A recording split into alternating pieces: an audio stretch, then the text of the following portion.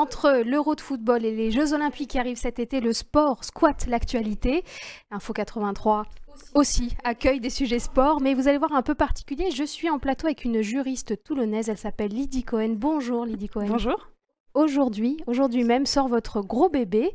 C'est une thèse. Cette thèse, elle s'appelle « Le droit au sport des personnes en situation de handicap ». C'est un sujet dont vous vous êtes saisi. Vous êtes juriste, votre spécialité, c'est le droit du sport. Et là, vous nous parlez de droit au sport. Pour bien comprendre comment on arrive à écrire cette thèse de 500 pages sur ce sujet passionnant, il faut comprendre que vous avez commencé par travailler au ministère des Sports. Et là, grosse prise de conscience pour vous. Exactement, j'ai commencé à travailler au ministère des Sports en 2013. Et là, je me suis rendu compte que l'accès au sport était extrêmement difficile pour les personnes en situation de handicap, surtout à l'époque. En sachant que moi, je pratique le sport depuis que j'ai 3 ans, donc c'est vraiment ma passion, c'est un équilibre que j'ai dans la vie. Et quand on travaillait au ministère des Sports, les personnes handicapées venaient nous voir et désemparées nous disaient qu'elles n'avaient pas accès au sport et nous demandaient de les aider en fait. Donc là a émergé l'idée d'un droit au sport dans ma tête. J'ai commencé à m'interroger sur cette thématique-là et à m'interroger sur comment on peut rendre plus accessible le sport aux personnes en situation de handicap. Et le fruit de cette réflexion a été une démission du ministère des Sports, une reprise d'études et une thèse que j'ai réalisée au sein du Centre de droit et d'économie du sport de Limoges et du cabinet Item Avocat. C'est celle-là, cette thèse, et elle est accessible à tous à partir d'aujourd'hui. On la trouve en librairie et en commande, vous pouvez vous le procurer. C'est quoi l'enjeu pour vous d'un droit au sport, c'est-à-dire le droit de chacun à pratiquer du sport? C'est très important parce qu'il faut comprendre que déjà au niveau du sport, il n'y a pas de définition juridique du sport. Donc on parle de quelque chose qui n'est pas défini en tout cas en France. Et ce que je me suis rendu compte dans ma recherche, c'est que le sport est vraiment à l'intersection de différents droits fondamentaux. On le retrouve dans le droit à l'éducation, dans le droit à la dignité, dans le droit à la vie privée, l'autodétermination, dans le droit à la santé. Donc il est vraiment à l'intersection de ces différents droits. Et en plus de ça, je suis tombée sur des recherches en éthologie qui nous montrent que si on prive de sport les animaux, on se rend compte que ces animaux vont avoir des difficultés de développement, d'inclusion ou de procréation. Donc j'ai très vite fait le rapprochement avec les êtres humains finalement.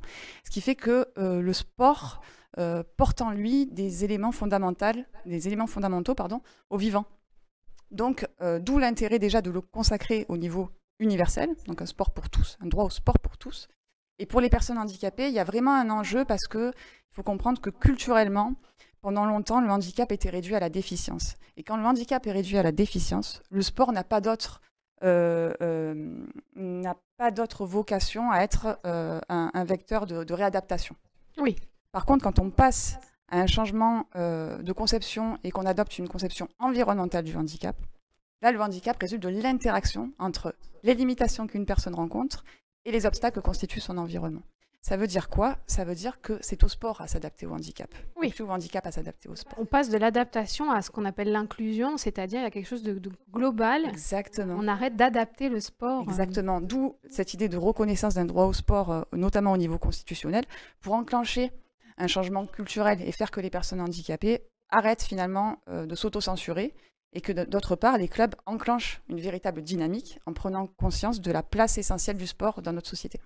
Il y a 12 millions de personnes en situation de handicap en France et elles sont sous-représentées dans les clubs de sport, dans la pratique sportive, que quelques pourcents de licenciés.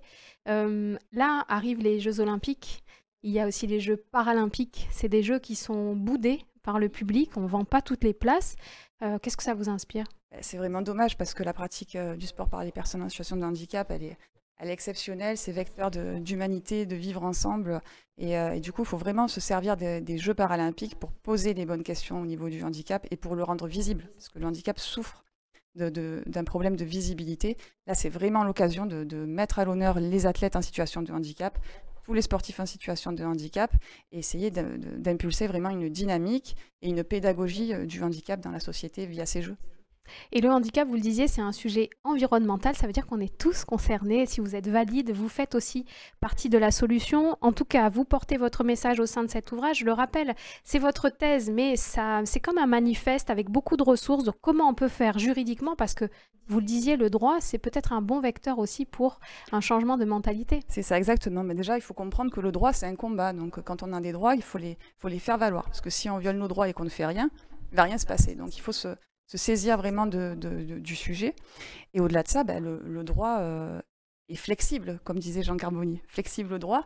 Donc, il faut que le droit s'adapte aussi aux besoins de la société. Et là, on se rend compte qu'il y a un public qui a des difficultés d'accès au sport. Donc, c'est peut-être finalement un clignotant qui nous fait comprendre qu'il y a peut-être nécessité pour le législateur d'intervenir sur cette thématique-là. Le fruit de vos recherches et de vos réflexions donc, sont dans cette thèse que vous retrouvez en librairie et en commande. Et effectivement, ça peut vous inspirer des réflexions.